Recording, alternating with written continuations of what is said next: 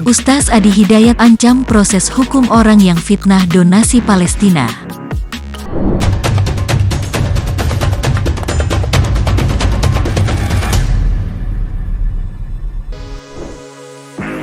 Ustaz Adi Hidayat menyatakan tak segan bakal menempuh langkah hukum bagi siapapun yang terindikasi memunculkan fitnah terkait penggalangan donasi untuk Palestina. Sebelumnya demikian Ustaz Adi Hidayat akrab disapa telah menghimpun dana dari warga Indonesia untuk Palestina sejak 16 hingga tanggal 22 Mei. Ia tak ingin tekad membantu rakyat Palestina itu justru dijadikan alat untuk menebarkan fitnah ataupun mengadu domba.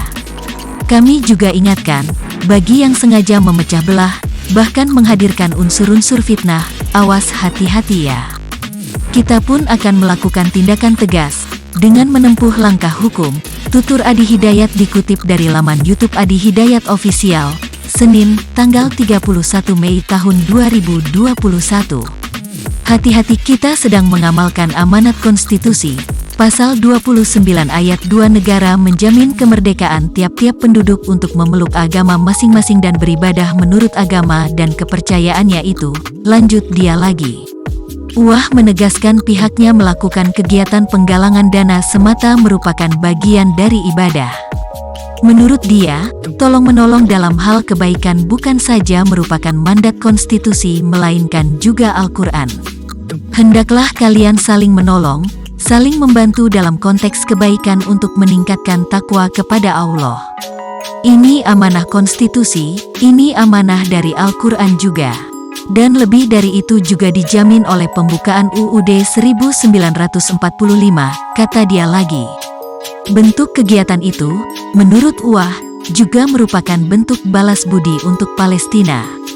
Mengingat, kata dia, berpuluh tahun lalu seorang bangsawan Palestina mengulurkan bantuan untuk kepentingan kemerdekaan Indonesia.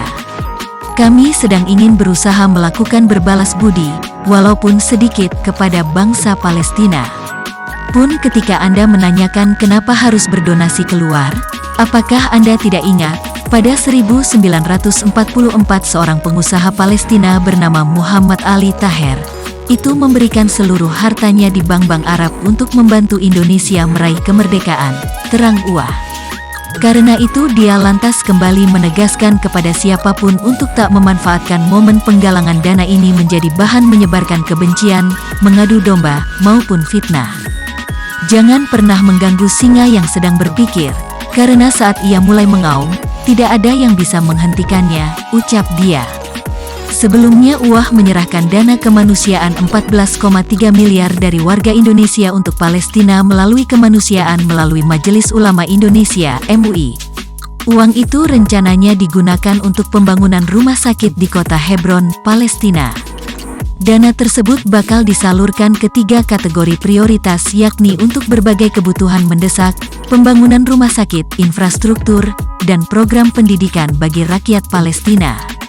Dalam memenuhi kebutuhan mendesak, Adi menyalurkan dana umat sebesar 10,2 miliar rupiah melalui Lembaga Kemanusiaan International Networking for Humanitarian, Indonesia yang ada di Gaza. Nah, itu dia informasi yang kami sajikan dan jangan sampai kelewatan untuk informasi selanjutnya. Dan jangan lupa untuk follow, like, dan share-nya. Terima kasih dan sampai jumpa.